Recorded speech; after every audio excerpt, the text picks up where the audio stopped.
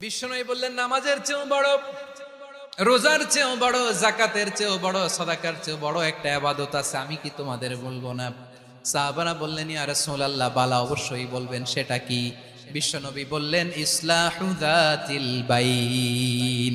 দুইজন যখন ঝগড়া লেগেছে, তোমার দুই ভাই যখন ঝগড়া লেগেছে, এই দুইজনের মধ্যে বিরোধ মিটিয়ে মীমাংসা করে দেয়া হচ্ছে সবচাইতে সেরা কাজ।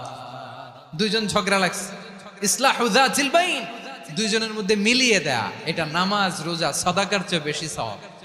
সুবহানাল্লাহ। এত আস্তে, হ্যাঁ? ওয়াত্তাকুল্লাহ ওয়া আসলিহু যাতা বাইনিকুম, সূরা আনফাল। আল্লাহ বলেন, আল্লাহরে ভয় করো, ঝগড়া লাগলে মজা নিও না। ওয়াত্তাকুল্লাহ, আল্লাহরে ভয় করো, ওয়া আসলিহু যাতা বাইনিকুম, মিলিয়ে দিও। তাহলে আমরা মিলায়ে দিব। রাজি আছেন তো? তাহলে আমরা এক উম্মাহ, এক